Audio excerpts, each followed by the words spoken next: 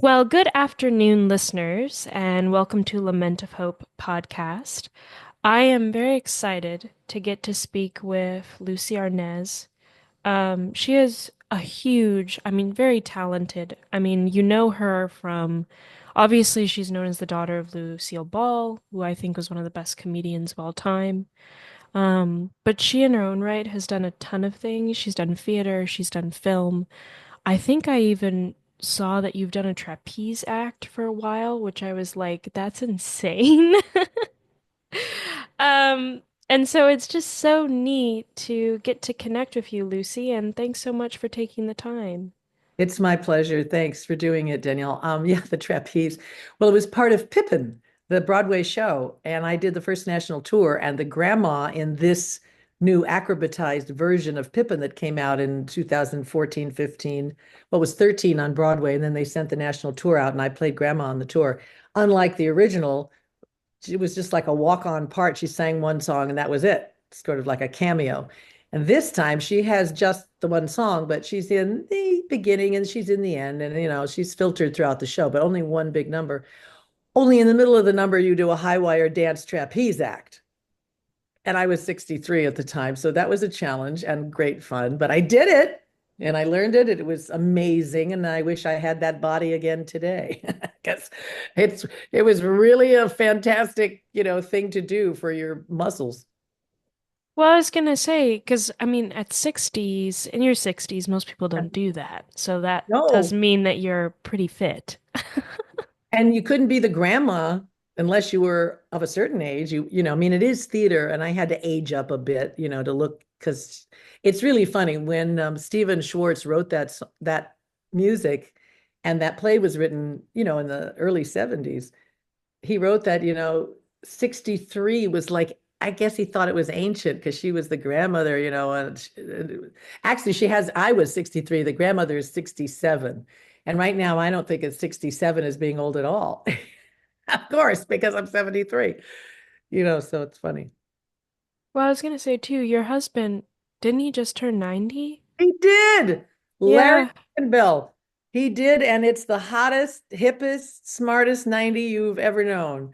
Yeah, God bless him. We were laughing so hard yesterday about it. He said, let's start at your toes and work our way up to all the things that hurt or don't work, or are all the different doctors that have to go. And we laughed so hard that it was insane. But he's so smart still. He hasn't lost an inch of his brain capacity, and he's one of the smartest, funniest people I know. And he's inspiration to the entire family. Let me just say that. What 90. did I was gonna ask you, how has your love changed since you guys married to now? Because I know when I've spoken to a lot of couples, they've told me that their love is different. It's not bad, it's just different. It grows because the person they love changes. And so you're like changing with that person and loving them. And also, him being 90, you being 73, um, is that hard for you in any way? Because it might be that he might pass away before you do. It's very hard.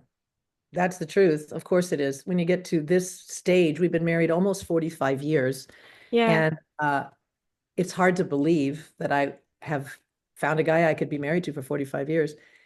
Had these five beautiful kids. I have three of my own and his two stepsons that we've raised. It's a fantastic family. But the first part of your question, it's changed, of course. Your relationship, your love, I don't think the love changes as much as the relationship does shift in what you can do for one another and what it's about and where your priorities are.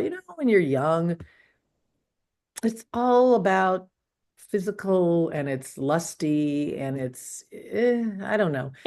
They're both trying to get somewhere and ambitions get in the way sometimes. And then you're trying to throw the kids into the mix and raise them. And um, there's so much you're trying to do at the same time as have a relationship. And then you get through some really rough times if you keep coming back into the room and going, I'm sorry, I don't know what that was all about. It's not your fault. And he's good at that. He was really good at that. I was terrible in the beginning, just awful at it. because I never saw that. At my house, there nobody came back into the room and said, "I'm sorry, I didn't mean that." They just slammed doors and went on with it, you know. And so I had to learn that.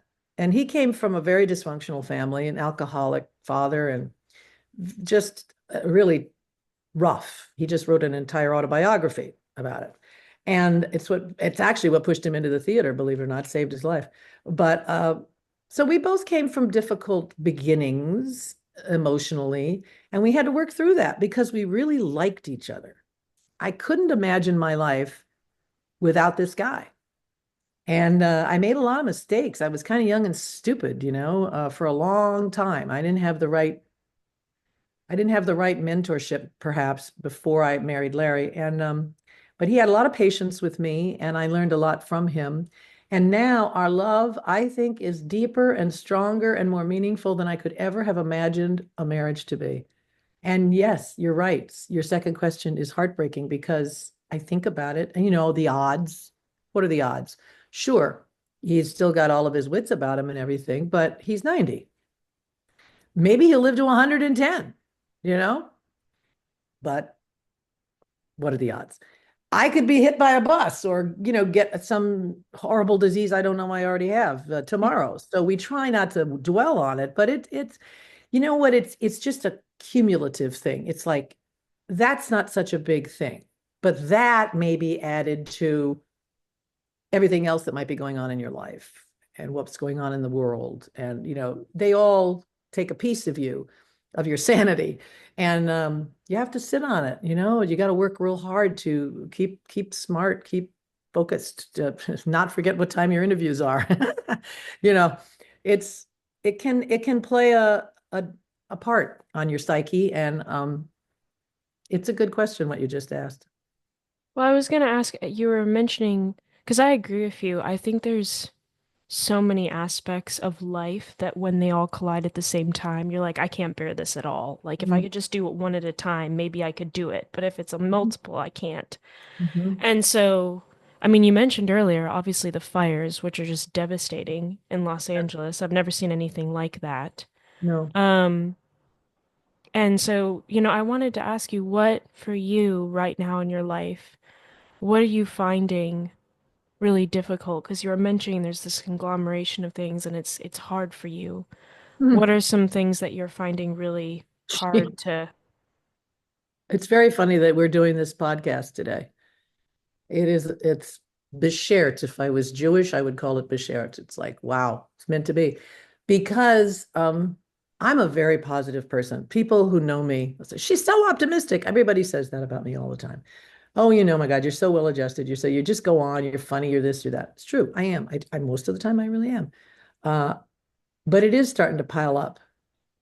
And so today I was driving to the gym and uncontrollably not weeping, not outwardly going, just tears coming down my face. I kept wiping my tears away.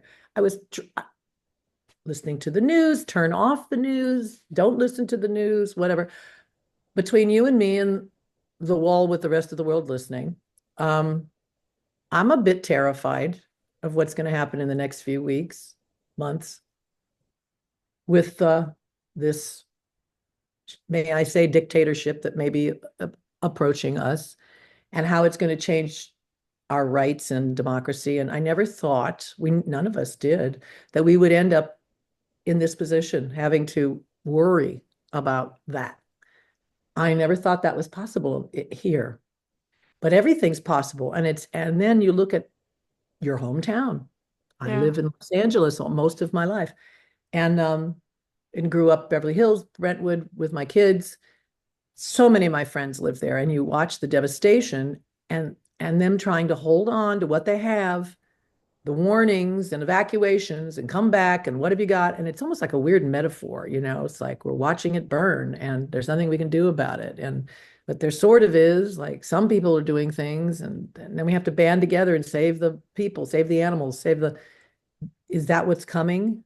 And Larry's 90, and it's it's just a lot right now. And I'm a little scared, I have to say, and I don't get scared. I'm not a scaredy cat. But for the first time in my life, I am a little scared, and it started to work on me emotionally today. And here we are talking about how we handle things and what is hope. And I can only imagine because down deep inside, I really do live by the creed, we don't know what anything is for.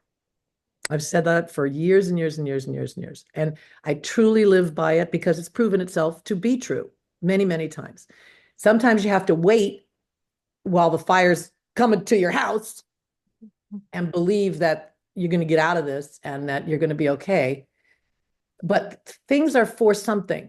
And even the terrible, horrible death and destruction that's going on in the Ukraine, here, it's the whole Israel, Hamas, come on already. Like, what are we trying to do here to this beautiful planet? Yeah. And that's a little overwhelming at times. So I have to think, okay, we're headed towards something better, bigger, and these things are having to burst like a bad wart, and they have to find a way to show themselves, like knowing you have termites in your house. Oh my gosh, what? No, but better to know, Yeah. right? Otherwise, one day your house just collapses. You didn't know you had termites. And somebody says, "Oh, you got termites here." Oh, shoot. Okay. We have to shore up. We have to band together. There's, half of this country is not gone insane yet, and they're terrified. They're scared like me, most of them. Um, but maybe that's why it's happening so that we can stop being so selfish, all of us, getting a better phone and like what's on TV and what are you watching on TikTok and blah, blah, blah, blah, blah, and pay attention to what's going on. Maybe we need to actually read the paper once in a while. Hello, like educate yourself to you live in a democracy, but it's a government. And did any of you ever take a civics class? Like we have to stay involved. Yeah. Otherwise, this can happen. And guess what? It just did. So it's a lot right now. And I'm trying to wrap my head around it using that you don't know what anything is for. That came from A Course in Miracles, which was hard for me to plow through. It was a lot, people study it for years and years and years. And I tried and I got through a lot of it and I took classes in it and all that. The thing I took away from it the most was that one line. We don't know what anything's for. And it's helped me a lot. And I also feel like everything that's happening for me is happening for my own good, getting me to my greater good, even if it seems horrifying at the time. If I came down with a terrible disease, I would have to look at it like, okay, I don't know why this is happening, but something's going to come of this that's going to take me to something higher, higher level. So that's what I'm hoping for now with all that's going on.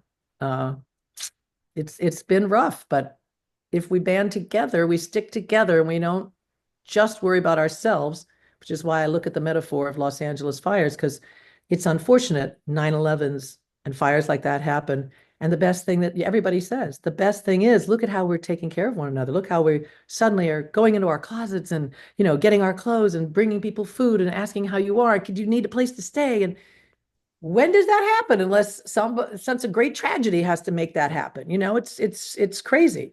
So that's what's going on. Did the fires come close to you guys? No, thank God. We are in Palm Springs, 2 hours from Los Angeles. But I know lots of people who've lost their homes and lots of people who are living in other people's homes right now because they still can't go back to even find out if their home is okay. And oh, there's some terrible stories. Just I haven't wanted to drive up there because I don't want to be in the way. It's like people should stay out of LA right now and make the traffic not a problem so that the first responders can get there and people who need to be there need to be able to get around easily because so many places are blocked off because of the fire. And my home that Larry and I raised our kids in for several years in Los Angeles in Brentwood is right in the fire zone. So I don't know if it may have left too. I don't know yet. Hmm. I'm living there now, so it's not the same, but we put our heart and soul into that place and renovated it with such love, and it was so beautiful, and everybody feels that way. It was a gorgeous, gorgeous area. I hope some of it is still around. They had some of the most beautiful hundreds of year old coral trees that ran down the center of San Vicente Boulevard in Brentwood, Pacific Palisades area. I hope they're still standing because there's nothing more beautiful. And it's this time of year when they bloom too, oddly enough, January. Hmm. Oh, And your kids are all safe? I don't know where thank they are, God, but yeah. Yes, Kate and her husband and child were living in Los Angeles until the pandemic, but the pandemic sent them here to be with Wow. us. So then she liked it here and they rented and then they bought a house. And so now Kate and my grandson live in Palm Desert. And this past July, my son Joe moved out of Connecticut, where he's been for 11 years, and came here. He graduated, went to Berkeley in a music academy to get a master's degree so that he could have the right credentials for his audio producing. And he didn't know where he was going to land after that. He said, I can't stay where I'm living in Connecticut. I have to come somewhere. And he thought about Los Angeles. And I said, well, yeah, but maybe San Francisco, where there's, lots of tech people and stuff like that. So can get lost in LA. And then he said, well, I'll come and stay with you and dad for a while, stay down there near you until I figure it out. So he did. He and his family moved also to Palm Desert. And then my son Wow. Simon's been living very close by. My stepson Ben lives in North Palm Springs. Only our son Nick is in Vegas. He lives in Vegas because that's where he works. So they're all not in Los Angeles, but they're all very, very nearby, and it's a blessing. That's a blessing in itself, and it's wonderful. Thank God for that. Yeah. Well, I wanted to ask you because you were saying, which is true, we don't know what's going to happen to us and we don't n know why things are happening. And that's, I think, one of the most scary aspects of being alive, right? Because you can't control that kind of thing. Right. What do you like? Have you ever reached a point in your life when that answer just didn't seem enough and you were just like, how do you, because you said people think of you as optimistic, but obviously you can't always be that way. And that's what Yeah. you're saying even now. So, like, how do you cope with when you just feel like, this isn't funny, I don't have anything, Yeah. to Scared. put to I'm this? scared. Wow, I'm scared. How weird. I'm not used to this feeling. Yeah, Um, well, I think first of all, I have to, what's the word? Acknowledge that it's a true feeling. Okay, you know, you're really scared. That's a real thing. Okay, let's unpack that a little bit. What are you most scared of? And what can we do about that? So sometimes if you get into the nuts and bolts of it, you can go, all right, if that happens, then well, I'll do this. And or if that happens, I can always do that. And sometimes now this is going to sound very woo-woo, but sometimes I just let go. And you're reminding me that I should do this actually. I let go and I say, Spirit, tell me what to think because I'm not doing good on my own right here. And oddly enough, when I meditate on it just for a few minutes, I usually get an answer that's very soothing and gives me a tool to move a little bit forward. It may not make me super happy at the moment, like, oh, what a oh, of course, everything's so much better than I thought. No, but it could be something incremental that will go like, you'll be okay if you just, boo, whatever, stay in the moment. Like right now, you're okay. Are you right. okay right now? Yeah, Yes. Okay, well, now is good. And then now there's a new now because that now is gone already. So stay in the now. Belt said, do what you can with what you have with where you are. Another person, Thich Nhat Hanh, he said, do you take advantage of these wonderful people who were thinkers, right? And and he said, see, I forgot what he said already. So big deal. I'm not going to have any fun with that. Thich Nhat Hanh. What the hell did you say, Thich Nhat? I forgot. Oh, yeah. Oh, yeah. What ought to be done by you. Do what ought to be done by you. And which is interesting because they go, well, I can't do everything. I can't solve all of these people's problems. What can I do? It felt good the other day because I was just devastated by the fires and the information that was coming in. Every day it was worse and worse and worse. And it isn't over yet. yeah. It's not over yet. But I heard online that someone was gathering stuff from their closets, shoes and bags and coats and suitcases and whatever, all the things you'd think you'd need if you lost everything, if you had nothing. And we were going to gather them. Another person is picking them up and they're taking them to this shop in downtown Los Angeles or in Beverly at that was going to give them away to people for nothing. They're not, it's not like you got to come in and buy it. No, you need it, take it. Bring something, take something. Brilliant. So Larry and I spent half the day going around our with big garbage bags and suitcases, and I eliminated half of the things in my closet, and so did he. It was very therapeutic, and it wasn't like, oh, here's a bunch of stuff that I don't like, it's going to go to Goodwill or whatever. No, it was like, you know what? That's a really nice blouse. I don't wear it enough. Somebody needs that right now. Here, boom. Yeah. Shoes. These I have hardly, I never wear these. These are good shoes. This is a good bunch of scarves and warm mittens and, stuff. And I felt like I was doing something. I could do something. And then, of course, I found out that the people who said they were doing that, they were only doing it till Sunday. So it was no longer available. That shop was no longer available. And I was freaking out. But then I put it online, to my little Facebook community. And sure enough, boom, boom, boom, somebody said, oh, I know somebody who knows somebody and they'll come and pick it up. And there's a church in Altadena and they'll take it there. And I went, great. And the next day, 11 o'clock, they came and picked up all our stuff. So thank God for that. But then let's not forget our humor. When the humor starts to come back, you know you're going to be okay. Because then the tragic humor is that now I'm hearing from like so many people, get off of TikTok, get off of Messenger, get off of Yeah. Facebook, get off of Instagram, get off, because they're going to come and take all of your information and there's hackers everywhere and there's no more fact checking and it's very dangerous. You shouldn't have any of those. So, okay. So there goes that support system. Plus, I have shows I do. I do concerts. That's how I make my living a lot of the time. And that's how you promote them. You tell people where you're going to be and when you're going to be there. And that's how you sell tickets. If you are off of the internet, how are you supposed to do that? Because Yeah. today, when you go into a club, it's not like it was when I first started and they had a public relations person and they arranged for interviews or podcasts or whatever for you to promote your show. They don't have these people anymore. They fired all those people. They expect the performer to promote their own show because they have all this FaceTime on, internet stuff. How many followers do you have? Blah, blah, blah. If you don't have all that stuff, how are you supposed to let people know where you are and what you're doing? So I don't know. It's morphing into something. We're morphing into a different world. I just hope it's better than the one that, we're headed for at the moment. What's something you could change about the world if you could, but you can only pick one thing? Oh, okay. Well, a lot of the things that come to mind seem to be created or anchored in greed.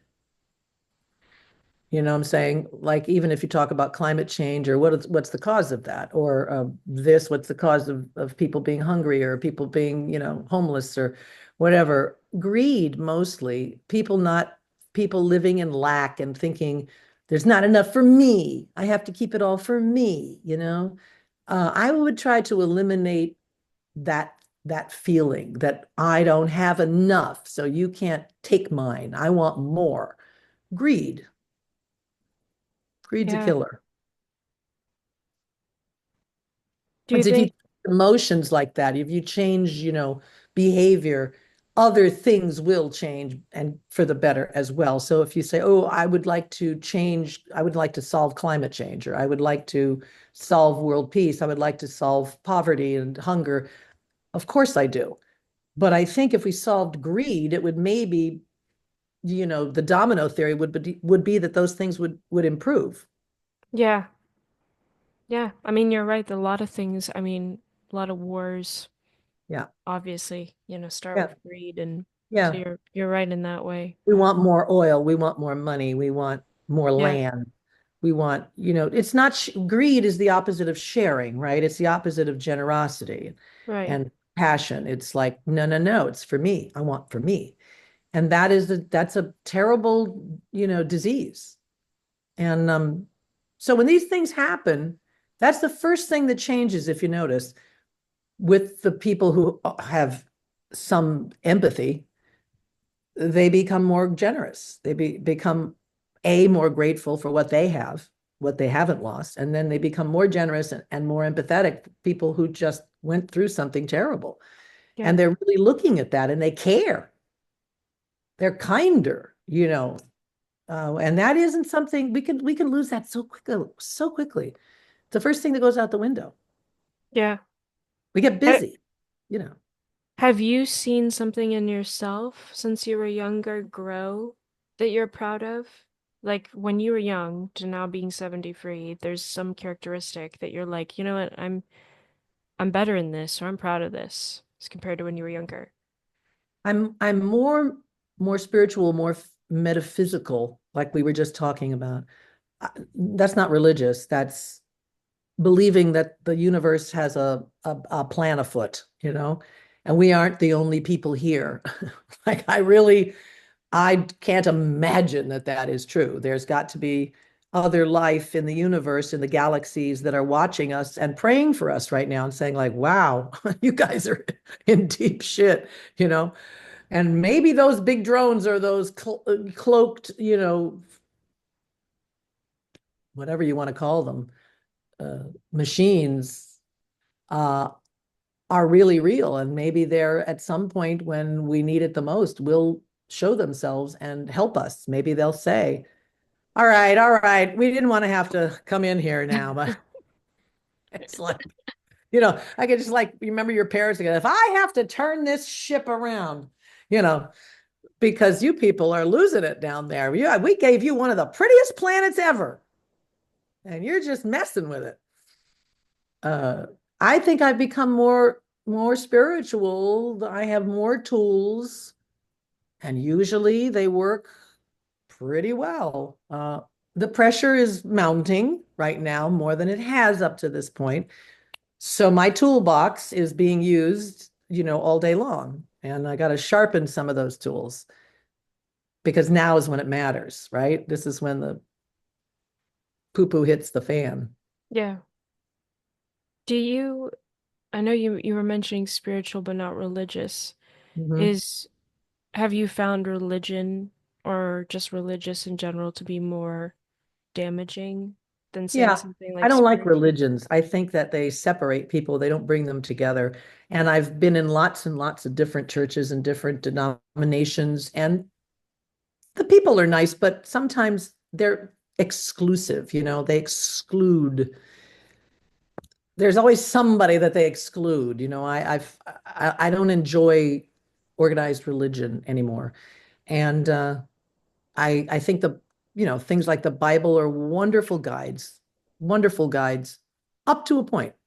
But to me, it's a book written by a lot of men, and a lot of women contributed to it, but they didn't get published in it. It's of a time, people making up stories for the most part that are metaphors, great stories, and some of them really speak to how we should treat each other as human beings, which is wonderful. And there was this amazing man who came down, like the Gandhis, like the Mother Teresas, like a lot of people who are advanced in their ability to love and forgive. And his name was Jesus. And, I believe we're all sons of the great power, whatever, that created everything. Uh, but I don't believe that every single word of the Bible is something we should live by now, because it was of a troop of people at a certain time, and we had different laws in California 20 years ago. Things are different now. Um, so I don't glom onto stuff like that. I think the Jewish religion has wonderful things about it, but some of it is restrictive. And then you go to different countries and you think, oh, that's wonderful that they do that, but oh, that's damaging to whatever, women or something. Yeah. So I don't appreciate that. I like the universal metaphysical. I'm more like an Indian. If you know what I mean, like the Indians. I live in Palm Springs, so I think a lot about the mountains and the metaphysics and the way the Indians believed. It seems more natural to me, more organic, and it's yeah. So my heart, you don't know really what anything is, whether it's right or wrong, but you do. I believe that your soul, your heart, your gut tells you. There's a little something that vibrates that goes, That's true. That Yeah. sounds like that sounds like truth to me. And something else you'd say, that doesn't sound right. I don't know why that doesn't sound right. And you have to listen to yourself and follow that. That's your conscience. That's your soul, you know? Yeah. When you're talking about nature, is there something, do you have a favorite aspect of nature that you love? Mm. Well, I love the ocean. And we are, you know, we're so lucky. We have a house down in Baja that my father built and we kept it up. I'd never get to go there enough, but it's right on the sea. Quite afraid that in the next 10 years it won't be there anymore because the sea is getting closer and closer and sometimes it's scary at high tide. I think it's going to swallow up the house. But I love just sitting there right by the ocean and watching the ocean. I could sit there and watch the ocean for hours. Hmm. It's majestic and powerful and deadly and beautiful. And I love where we live in Palm Springs. We finally found a place to live. It just looks at this ginormous mountain range, this beautiful San Jacinto mountain range. And there's hardly anything in front of me here. And I could sit here in this window and look at this all day. My husband Larry is always saying, they're moving. Did you notice they look closer today? Well, all the sun just changes direction, and all of a sudden the shadows are different and the peaks are different. I guess it's because you get the feeling that that was there from the beginning. The oceans were there. The mountains have been here for hundreds and hundreds of years, thousands of years. They were underwater and now they're here. And so there's some sort of permanence about it that's comforting to me because we live in a world that is so impermanent, that we have to get used to impermanence. And I feel protected in some way here by the mountains. I love nature on a lot of fronts. I love to watch animals and birds, and I have hummingbird feeders and I just sit out there and play with them all day. My livestock, as I call them, you know. When we lived in Katona, New York, we had 15 acres, rambling acres, and we had deer and possums and squirrels and chipmunks and horses all around us, and it was heaven. The taxes in New York drove us out of there because you can't afford. But Yeah. it was great for a few years. A great way to bring your children up too. So yeah. Do you, when you're going out there, because I've noticed I mean, it's hard for me to be honest to just sit in silence. Sure. Usually, because then you start thinking, right? And you're Hmm. like, wait, I didn't want to come out here and think. I Hmm. just wanted to come out here Yeah. and just relax. Do you, and I see so many people, and I'm guilty of this too, like put the music in, read a book, something so that I'm not in silence. Yes. Very hard. Do you, what do you like if is it a discipline for you, or do you find that you're able to actually just take in what you're looking at without having some sort of distraction? I don't do it with music or anything, and I can't say that I can do it for very long. I'm a type A personality, I think, and I have so much on my plate all the time. Just the phone rings, the kids, the grandkids, my husband, his doctor's appointments, work. There's, it's a lot all the time. But I try to get up early sometimes, or go on vacation so that I can go somewhere where the phone's not going to ring so much and where I can really just think about it. And I love to sit and read a book, under a tree or whatever. But that's kind of meditative too, because whatever you're reading in the book, it stimulates your mind to think other thoughts, to connect that to your life. So it's not meditating. That's But when true. I sit down to meditate, I'm not the best at it. I've gone on many, many retreats and we do 3 days of silence, where you can't say anything. And that's a challenge. And then by like the second day, you just love it. Oh, it's fascinating. You just can't talk, but you can think and you just kind of let the thoughts float on by. I look at them like clouds. Oh, I'm thinking about that now. Let it tell me. I don't want to interact with it. And that's what I do when I try to fall asleep too. I first I take a gummy because that helps. But it does. It really does because it shuts you up Yeah. sort of Yeah. makes you shut up for a minute. And your brain just kind of floats through things and you It's like watching a movie and you just sort of watch the movie. I don't need to talk to the movie. And I think my higher power can then come in, talk to me a little bit, show me some things I hadn't thought of before. And I don't do much responding. I just watch and I just listen. And when I think it's time to stop or go to sleep, I do. And I do figure out a bunch of stuff that way sometimes, like, oh, I'm so busy worrying and talking and that I didn't see that. That's true. And I do believe that we have higher powers and spirit guides and whatever you want to call them that wait until we shut up to talk to us. It's like they're so patient. They got nowhere to go. They're in timeless no time, but they're there for you. And if you just I visualize these guys just kind of, sitting there and then, oh, oh, she stopped. She stopped for a sec. Hang on, hang on. Okay, I gotta tell you, hang on, I gotta tell you some stuff. But you gotta be listening. You have to be quiet for a minute.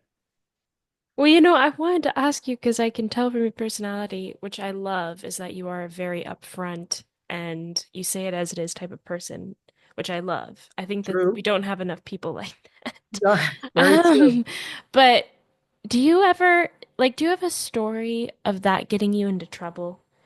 Or where you've said something and you're like, man, I thought that was funny to me, or that seemed really great at the time, but then you're like, because I've done that where I've said something and I was like, that's what I thought in the moment, and I didn't even think about maybe I shouldn't have said that, or maybe I should have said it differently, but it just comes out.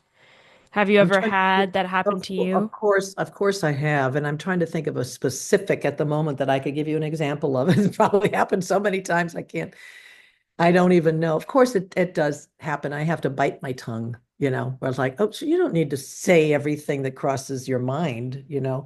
Sometimes I get into trouble with people that I judge too harshly, uh, before I realize that there's something going on with that person that is creating this personality disorder, that that's why they're talking dirt about people. That's why they're egomaniacal. That's why. But sometimes I forget that. And so I open my mouth and tell them what is. I say, how can you be so, da, da, da, da, da, get a little sarcastic. And then later I'm sorry that I did that.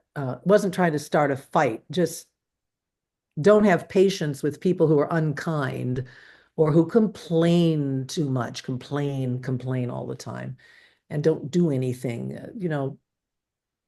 There's there's no room for that in this world right now. Let's lose the gossipers. Let's push them to the side just a little bit. Could you guys stand over there just for a while and shut up? Just shut up for a while. We need more kindness. And so sometimes I open my big mouth and I say stuff like that I probably should be more compassionate and just say to myself, you know what? There's a reason for this poor soul saying what they just said. And you don't have to speak right now. You could just shut up and, go home. Do you find it easier sometimes to, because I was gonna say, similar to your husband, I grew up in a dysfunctional home, and so the way I would interact with my husband would kind of be, I would have to learn at times not to be manipulative in the way that I was doing it. So instead of telling him directly what I wanted, it was more of like, or something he had offended me in, it was easier to just be silent and say nothing. And so then he was really confused, or to just say something, but it wasn't what the truth was. It was just a way to kind of go around it, and maybe it seemed funny or maybe it didn't, but it wasn't the truth of it, but I didn't really know how to communicate to him just flat out, this is how I'm feeling or this is what I think. Have you had that happen before with you and your husband where you've maybe said something funny but you were trying to say something else, but that's not how it came out? You just described probably 40 years of our marriage. That's exactly what it was like because I grew up in a family that was dysfunctional because of a variety of things, angers and alcoholism and divorce and whatever, tempers, are can't even describe. Um, And so when that happens, you're very wise, that you even know that you're doing that. Because when that happens, you get afraid to say truths, to Yeah. speak up. And so you couch it in humor. You get, and then that turns into sort of sarcasm. As you get older, that becomes sarcastic. And sometimes the only way that I could talk to my mom was different from my dad. I had a different technique with him, but my mom, she would overreact a lot to things. I don't know why. That's just her personality. But so as a young kid, I didn't get a chance to talk to her much. She was very busy. So when I wanted to say something important, or it might sound like a critique, but it really wasn't. It was just something maybe I disagreed a little bit, or I had to call her attention to something. And I learned very quickly that if I made it kind of funny, sarcastic kind of funny, put down, she would actually laugh. And I thought, I can make her laugh. That's what I do. Then that becomes sort of a poison pen later on because you don't know how to say, honey, that I don't really feel comfortable when we do, or when you say, or could you do me a favor and not, you say, oh, you have to put it over there, right? You can't just put it in the sink like everybody else. Yeah. Boom. It's like then you're not communicating anymore. You're slashing, and I did a lot of that. I still do it. But now I try to catch myself more than I used to. And and he doesn't do that. Yeah. It's incredible that there are humans on the planet that don't do that because I think a lot of people do that, but he doesn't. And it's something I work on all the time, speaking the truth in a kind way. It's not easy. Yeah. Well, Yeah. I mean, do you ever feel damaged? Like that's something it's interesting when um because I mean, I'm really early into my marriage compared to you. Like you've had a very long time to see these things and work on them, but I think early on in my marriage, it's like I see how many flaws I have because of the way I grew up. And it's not necessarily, obviously my parents had their struggles and their things, and that's, as you said, it's kind of their story and it passes down. Right. But you see the ways it affects you, and then you see how it hurts people you love, Mhm. and you're like, man, I didn't want to do it that way, or I didn't want to. And then there's that feeling sometimes that you're like damaged or different because of your life not being the way or the healthy way that other people's lives have been. Because everyone has something for sure, but some families are much more stable and were able to rear their children in a way that gave them a lot more confidence in the world than others. So, like, do you ever have that? Like, even because I know you've performed and obviously you're amazing in your career and all the things you've been able to accomplish. But do you ever have that feeling, or did you when you were younger, that you're like, I just feel like I am not able to be as good, or I just have so much baggage that I'm like different and shut off from the other people around me? I think I covered it up really, I won't even say well. I just covered it up with sarcasm, with whatever for so long. But of course I do feel that way. And we can all put a different word to it, maybe, depending on your circumstance and what it was exactly that didn't allow you to grow in these ways that you thought, you didn't get what you needed, however you want to say that. And good therapy, if you find a good therapist, and there aren't a lot of them out there.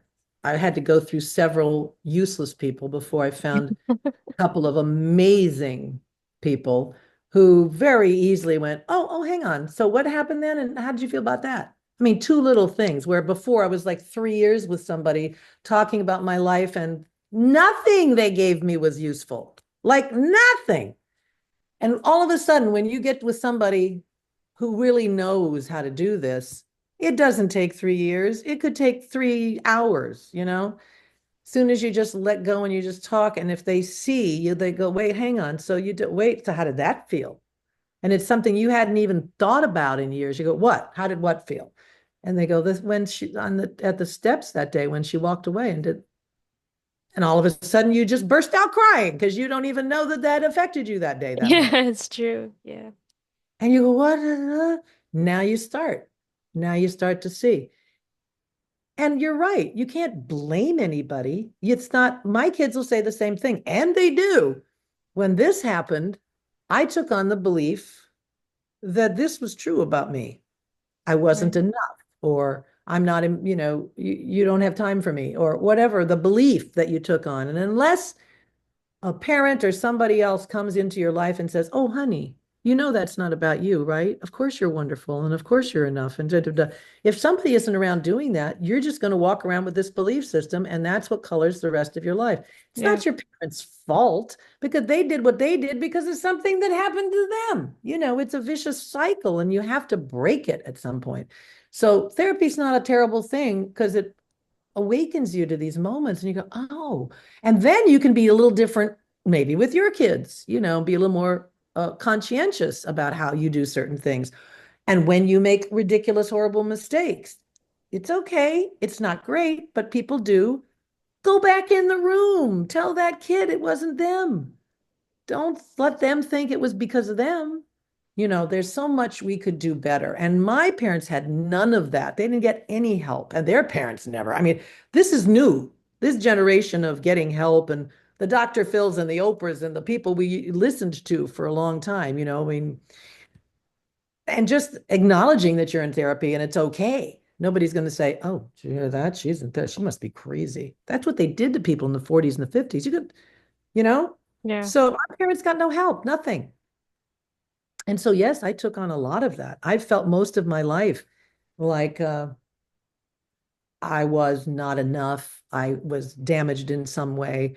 If you listen, as I've been doing recently, because people like to dig up old interviews that I was on when I was younger and on some talk show or some game show or whatever. And I like he had this voice like he was all like, oh, it was like really constricted. I don't know why. I was just like really constricted.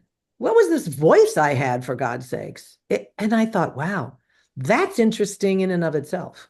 Because it's like you can't, don't talk. Don't say it. You're not allowed to talk. Hmm. Um, and that comes from being a part of a very well-known family that had its own problems like every single family does. And when you say, oh, some families just don't have any of that, that's not true. They are always, maybe some parents understand to appreciate little simple things and they got lucky. They had some parents that didn't have trauma. And so it's easier for them to just embrace and be loving. But a lot of people are going through a lot of stuff all the time. And it's rare when those families are like that. And even then those families have some crazy Aunt Sally, or somebody who's the alcoholic or it's always Yeah. somebody, right? Yeah. But you have to have compassion to understand that everybody goes through this stuff and you're going to come away with things you don't want to think anymore. So then you got to change that belief system and you work with somebody to change that. And once you can change it a little bit, then you don't let that run you all the time. Yeah. What you're doing right now, even the fact that you say that is so far and above most people your age, it's remarkable. And talking about it, noticing is awakening to something like that is the very first step and really the only step. And if every single time you noticed that you did that, just noticing it and saying, oh, I did that again, is remarkable. It's so healing. It's miles and miles above most people. So don't be too hard on yourself. Thank you. I think the hardest thing is like the body. You know how the body keeps a score on stuff? Like it's a book or something. It's Mm. like your body remembers what it was like when you were younger and were in that situation. And so even if you mentally know this is the right thing to do, your body is going the different direction. Mm-hmm. It's like if I'm being vulnerable, it's like Mm-hmm. your body's like, wait, not good. Like, but no, this is what I should do. Dangerous. Yeah. Don't Yeah. get there. Don't be vulnerable. Somebody And take so advantage of you. Yeah. I think the body part is the hardest part. Well, I read a good book. J.D. Thompson wrote a book, several books actually, and he says he was channeled, believe it or not believe it. I don't know. But what he said made sense to me. Um, that he used the word curriculum a lot. And he said, it's all part of our curriculum here. And and this is good what's happening to you.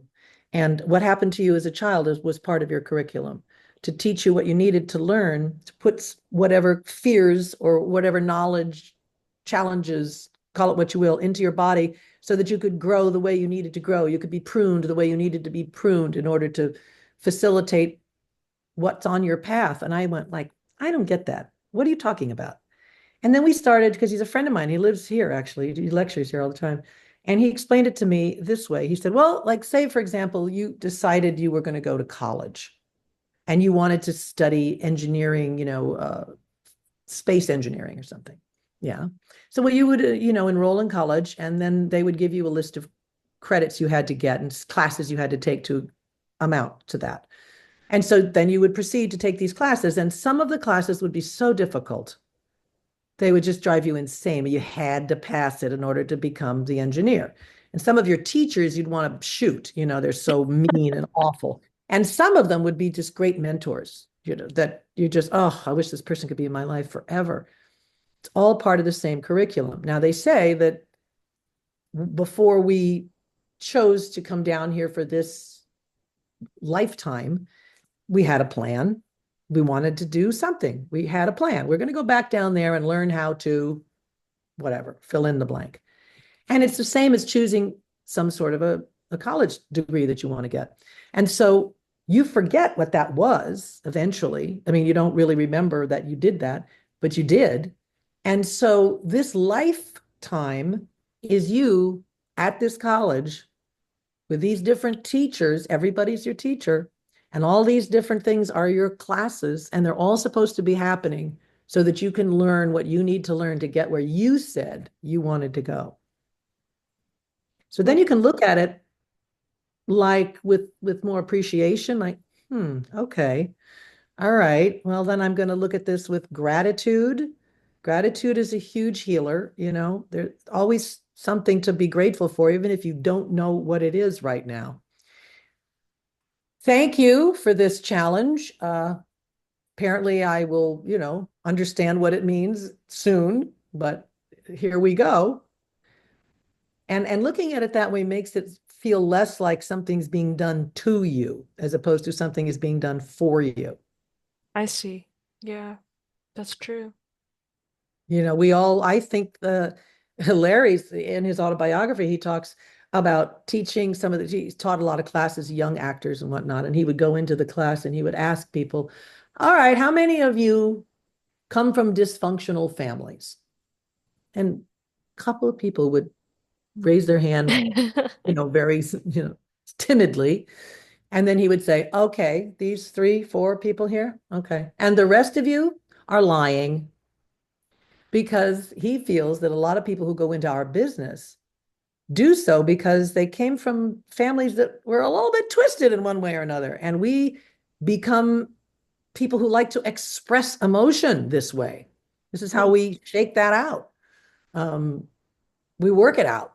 We play other characters, and we become crazy people so that we can investigate them and find out why people do what they do. And if you can't see it through that lens, if you can't make it useful in your life in some way, sometimes people who go through that dysfunctionality become serial killers. I mean, they don't know what to do with all that pain. Others do. Most comedians, most comics, the Robin Williamses of the world and the great clowns came from a lot of sadness growing up. Almost always. You study them and they can turn it into something else that can be very healing for other people. You study clowns and you study comics, you'll see. My mother she didn't have an abusive childhood at all, or alcoholism at all, but lots of trauma, lots of death and poverty and gun accidents and just one thing after another, and she grew up just want to make people laugh. Like, it was so sad, all the stuff that kept happening. My Hmm. father, his family was cold, let's say, but they weren't abusive and they weren't drunks. They were more, staid. rich people from Cuba. And then he lost everything in a terrible, terrible revolution where their homes were burned and their animals were slaughtered and they crushed his guitar and set the piano on fire. And he watched all that happen. PTSD for sure. It's like being in Afghanistan, you know? And um, and so he grew up having to deal with that. And then he had the burden of taking care of his parents for the rest of his life when he came to this country. So it wasn't that it was abusive childhoods, but still incredible pain memories to deal with for the rest of your life without help, without any kind of, psychoanalysis or anything where you can go back there and see, oh, that's what that was. No wonder I'm so upset. No wonder I drink so much, no wonder I haven't got a handle on the pain and the sadness, the fear of that's going to happen again, whatever. Yeah. I didn't know that at all about your mom or your dad. Yeah, That's both really of their autobiographies are quite illuminating, and my dad's especially. And it's funny because we did a documentary called Lucie and Desi, a home movie in 1993. Very proud of that. Won an Emmy. Great. And then just recently, there was another one that Amy Poehler directed that I yeah. opened up my archives to, and that was also wonderful. Just they went a little deeper in different areas, and it was more like an update, from this era that we're in now. And yet the Aaron Sorkin movie that they wrote was supposed to be about my mother and my father and their whole relationship. And he didn't do that. He decided to focus just on one tiny little portion of their life. And he thought that'd be easier and better to tell as a movie. Whatever. He's a genius, let him do what he does. But that story has never really been told. I'm hoping in the next few years, some people are interested in doing like a multi-part miniseries where we can really show people what happened to these folks because it's an incredible saga. And unless you read the book, and that, they both came out years ago, a lot of people don't know it. Um, you wouldn't believe it. You'd say, "Wow, I had no idea." Just like what you said, and especially younger people, they don't know that that happened. Do you think that would be relieving to you in a way? Because, I mean, I just know from my experience, my parents telling me, and obviously social media and stuff, like Lucille Ball is like the name. She is like amazing. You love her stuff. I mean, everything is, and I'm not saying that's necessarily wrong. I'm just saying it's only one side of the picture. So it's like, wow, she's amazing and incredible and like there's Yeah. not much about her being just normal human. It's more like, wow, really great career, did amazing things. Would it be relieving to you in some way if people knew more about her entire life? Because I'm sure you've done so many interviews of people. And We it's, talk about it a lot, but people still focus on what they focus on, and that's fine. That's all she wanted people to focus on, right? She had a really rough childhood. She didn't want people to feel sorry for her or go back and look at all the junk that happened to her. She wanted mm, people to laugh and she wanted to play in the sandbox and be these wonderful characters. That's all she ever wanted to do. But so it didn't make her a bad person that this happened. It shows you the challenges she had to overcome in her life to keep on going and still do what she did, and him too. Insane what they went through. But it's funny. It hardened both of them. He became an alcoholic and he was a person who ran around with hookers. He wasn't a womanizer. People call him a womanizer. He never did that. He never cheated on my mother per se. Do you know what I mean? Like fell in love with another woman. Never, not one, nothing. No. He probably didn't even know these women's names. But he was so sad about what happened to him, and he wouldn't talk about it. All he'd say was how great this country is, great America. And he didn't deal with the PTSD that happened to him from losing everything and then having a mother who hated it worse than he did. And all she ever wanted was to get back to Cuba. And she never acknowledged his success here, which was tremendous, tremendous success. It was like, why don't I still have my house in Cuba? And that'll kill you as a child. It's never enough, mom, that kind of thing. Those things take their toll on humans. And I want people to see, just like I did with the documentary, I told these truths with the documentary, but it's a documentary. There are scenes that could be acted out where you'll really get the point of what happened and what can happen and what does happen to many, many, many people and how it affects them and what the kind of behavior that might happen after that makes you hard, makes you, you know, uh, you're not a gentle soul. You become like they used to call my mother, she's I don't know, all kinds of things, but because she was uh perfectionist, and it all had to be very responsible. And she was, that's the way she was. And but those things happen over time, that kind of thing happens for a reason. Yeah. There's a reason why people turn into the people that they are. And she never became a bad person, and neither did he. I love them. I love who they are. But the choices that they sometimes made based on things that had happened to them in the past could have been better for some other people. I feel the same way about myself. I can't say I'm any better, but it was cathartic for me to do the documentary and to ask the questions of these people and to walk a mile in both of their shoes. It was cathartic for me to see what they went through because I Yeah. could understand why they may have been the way they were. Maybe Wasn't you on. should make a movie now. Well, that's what we're thinking we're going to do is this multi-part series, the greatest story that was never told, that kind of thing. And so, yeah, that's what we're planning on. And I'm in the process of rereading both of their books and looking at what needs to be, visualized, what could be acted out, what in this is a scene that needs to be seen. Can't That'd do be it s- all. but no, but that'd be so cool if you directed that because you would I'm know. not going to direct it. I won't do that. Oh, I will executive produce it, which I didn't with the other one. I didn't get as much control, or I wouldn't have allowed Aaron to just tell that little tiny story the way he wanted to. We hired him to tell a big story and he didn't. But I you would didn't. executive produce it. You wouldn't. You don't want to direct? I wouldn't direct a TV film. I'm not experienced enough to do it well. I wouldn't put that out there. No. I would have to have directed some other things first before I would trust myself with millions of dollars that they're going to put into doing something like that. But I Yeah. would go with a great director. I'll make sure we get somebody I really trust and love. I have directed smaller things and plays and things, but I don't consider myself a film director. I don't know enough about it. But Well, I I've been do. there enough. I hope there's a film that really represents it well and that you're proud of. I think that would be really neat. Thank you. Thanks, Danielle. I appreciate that. Well, Lucy, I want to thank you so much. I mean, this interview's been wonderful. I would love to keep talking to you, but I want to be respectful of our time and You're easy to talk to, my your dear. Christmas tree decorating taking down. Undecorating. Thank you so much for this interview, Lucy. It's been a pleasure. We'll do it again. Let's do it again and let some time pass and we'll come back and talk more. I would love that. Please. Okay. All I'll right, get the time bye. right next time. All right. Bye. Have a happy rest of your year. You too.